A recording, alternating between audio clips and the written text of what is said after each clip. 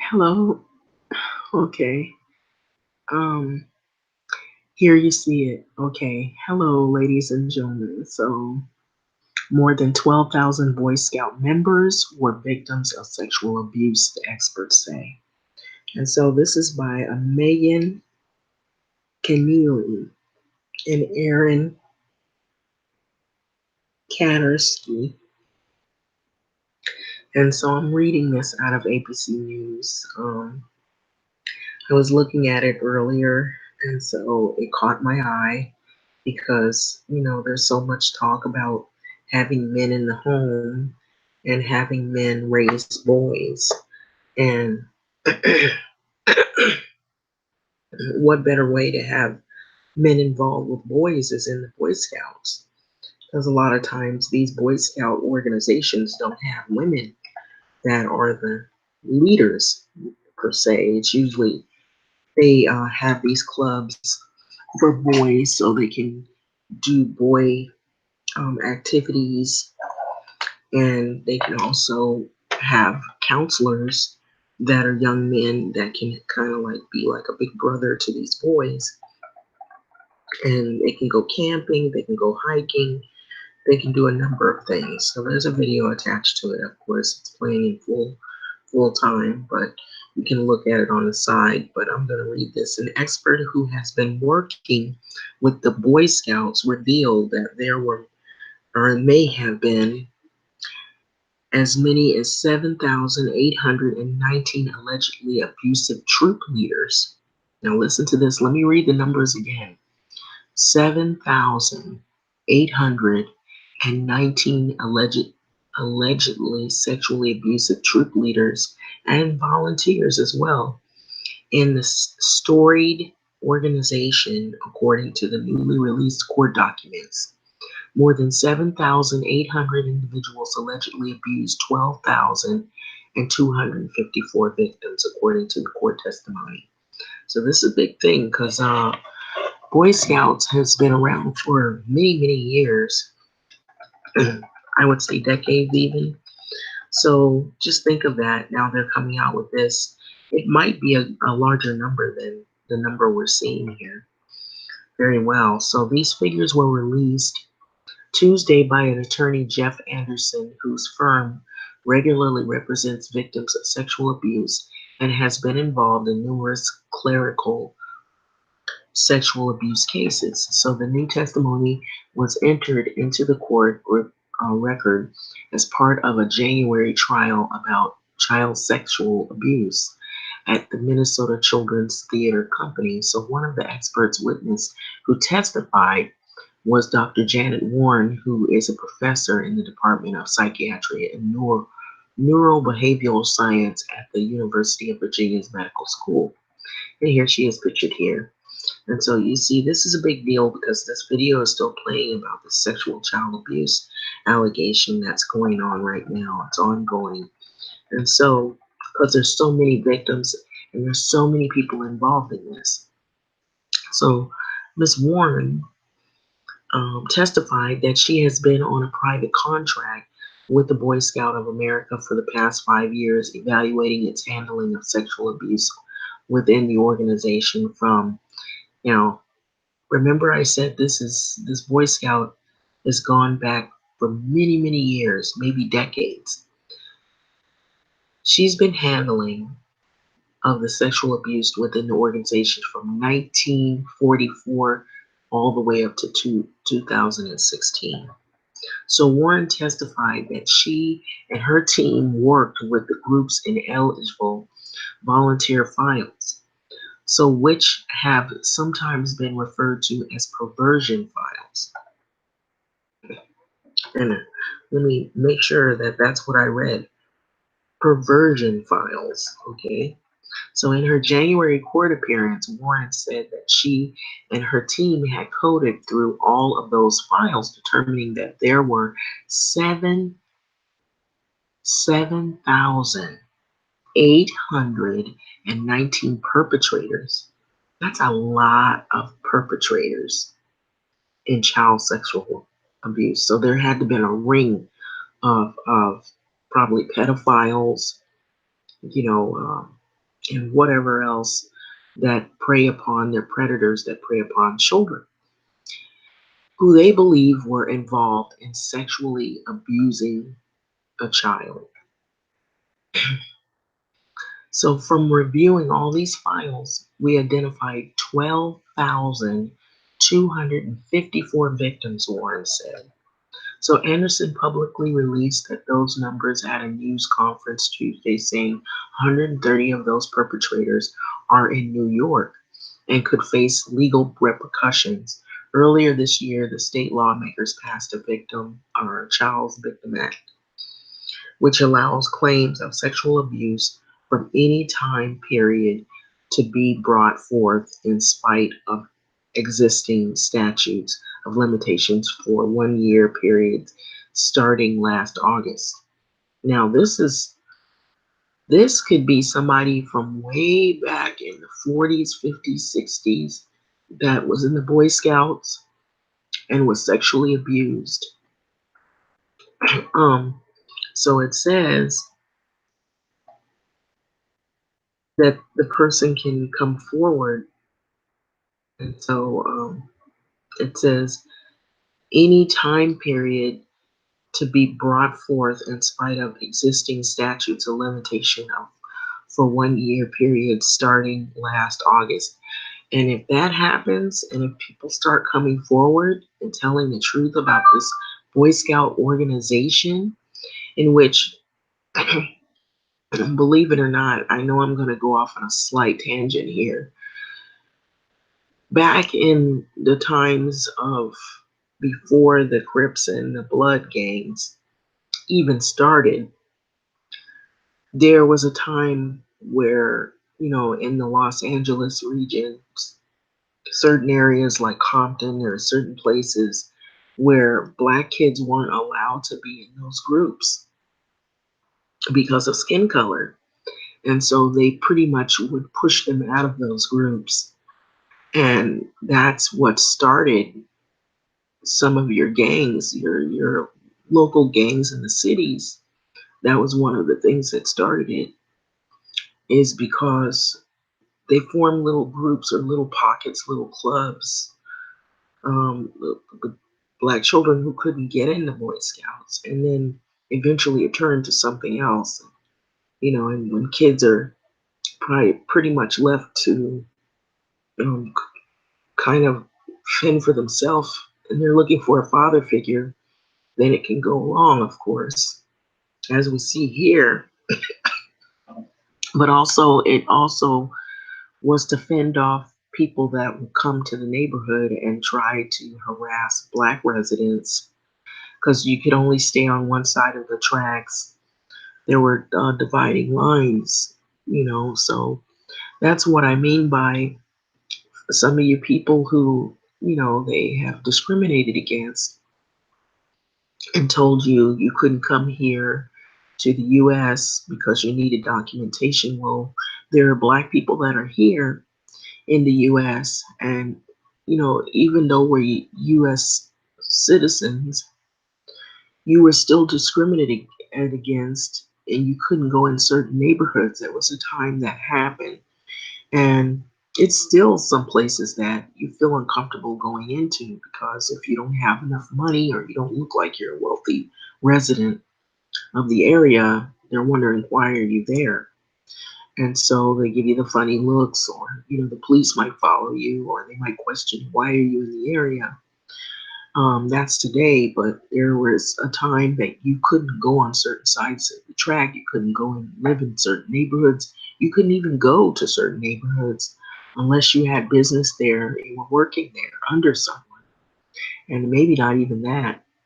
And so the Boy Scouts organization pretty much would discriminate people who were Black.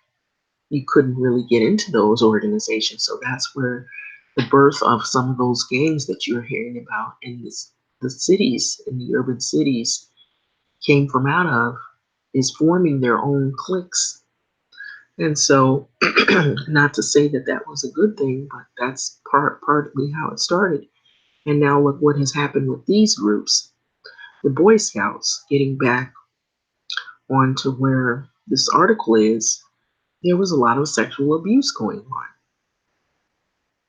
And so the disclosure made by Dr. Janet Warren really sounded the alarm to us, Anderson said. So the Boy Scout of America released a statement after the disclosure expressing sympathy for the victims. Yeah, sympathy, but now you ruined the lives of 12,000 or more, 12,215 or more to be exact, probably a lot more than that, I would believe, because the Boy Scouts goes back many, many decades, as I was saying. And they said anybody could come forward. Of course, people from a long time ago may have harbored a lot of this and didn't want to say that they were victimized by this group.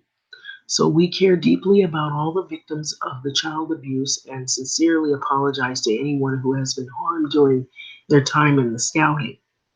We believe victims, we support them, and we have paid for unlimited counseling by provider of their choice. Excuse me. I believe they should sue them, and I'm sure that's going to be in order.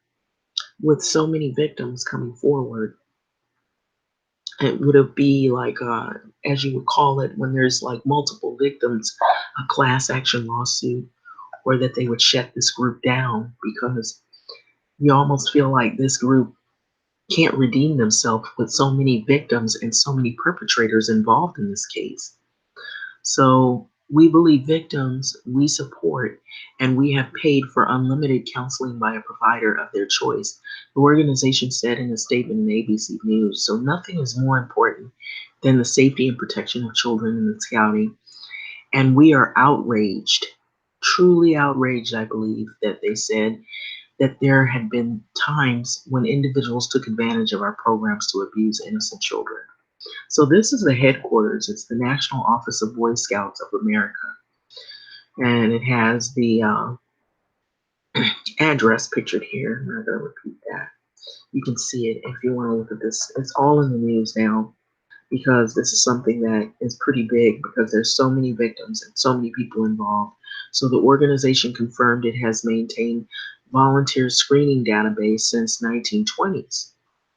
And no time have we ever knowingly allowed the perpetrator to work with our youth, and we mandate that all leaders, volunteers, staff nationwide immediately report any abuse allegation to law enforcement. And so I'm going to kind of backtrack a little bit here. Now, if you have as many as 7,000 or more, 7,800 and more perpetrators, it's a ring of people. And so I'm sure that all of them knew what was going on and they were protecting one another, and they're not going to tell on each other even if somebody reports that their child has been abused sexually. They're going to, deny it, and they're going to, make excuses, and they're going to find a way to kick that kid out and make it look like it was the kid's fault. So that's my opinion. I believe that they supported one another. That's the reason why they have had so many of them that were perpetrators, and they were in there for so long, and they're just now uncovering all of this. And so you know that it was a ring of pedophilia that was probably going on in there. So in the statement, officials also confirmed that Warren has worked with the Boy Scouts of America since 2013 to conduct an ongoing research about the database and provided recommendations for improvement, which I think the whole thing should be shut down, if you ask me. Maybe change the name, have other little groups, if you're going to do trips, camping trips, maybe make it co-ed or something like that. The Boy Scouts of America, this right here, it's like a haven for pedophiles and all of the above that would prey upon children. And so the existence of the abuse database is not new, but the scope of the abuse is. So in 2012, more than 4,000 pages of documents relating to abuse by 1,247 scout leaders was released in connection to the case in Oregon. In the same year, Los Angeles Times created a database detailing 5,000 men, and a small number of women as well were tied to this Boy Scouts. So that makes it even worse because you have women who were complicit with it, and they might have been a part of the ring as well. So let's not discount that. And so, who were expelled? They were expelled in connection of sexual abuse. So there, like I said, there's a ring of pedophilia and people who prey upon children who are predators. And so these groups, I never thought that they were a good idea. Saying Boy Scouts of America, what that's going to attract. So the Warrens number shows a significant jump in that number, and Anderson is calling for the Boy Scouts of America to make a list public so that you know who these people are. So this information that the Boy Scouts has and has had for several years and is still keeping secret today, Anderson said. So the Boy Scouts said every instance of the suspected abuse is reported to law enforcement. So additionally, in the names of the Anderson's list is what they quoted and quoted are publicly available. So it's called Anderson's List. And all of these individuals were removed from the scouting and reported to law enforcement because they were somehow tied to this ring of alleged sexual abuse of boys in the Boy Scout. So the Boy Scout said in a statement, so critics like Anderson urged the Boy Scouts of America to be more transparent with the information they hold about the individuals facing allegations. So the Boy Scouts of America have never actually released these names in any form that can be known to the public. They never altered or no, they never alerted the community that this teacher, this coach, this scout leader is known to be a child molester, Anderson said. So they kept it confidential. So they were pretty much protecting that person's privacy, which that shouldn't be because they're violating children. And what happens is those people that they fire from these groups, they're going to get jobs as teachers. They're going to get jobs as babysitters. They're going to get jobs working around people that could be other potential victims in other groups, other organizations. So the Boy Scouts did not respond to a request for comment on Anderson's claims that the entire list of 130 previously disclosed alleged abusers in New York should be made public. And so that's pretty much the article. And so I don't know if you want me to play, the video that was up here. There was a video attached to this, but I thought this was really important because this video is like on a loop. And so I am going to play it. I'm going to play it. Okay, so I'll start it again because I guess this thing is just, out today in the news. So it's pretty big. 100 perpetrators the Boy Scouts believe were involved in sexually abusing a child served as scout leaders or volunteered with the organization in other capacities.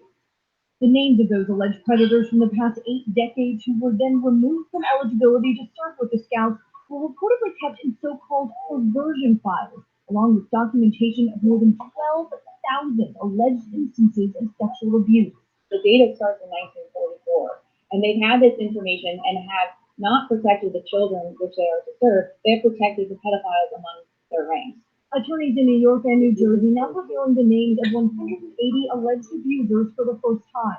As the Boy Scouts of America told ABC News in a statement, we care deeply about all victims of child sex abuse and sincerely apologize to anyone who was harmed during their time in scouting. Every instance of suspected abuse is reported to law enforcement.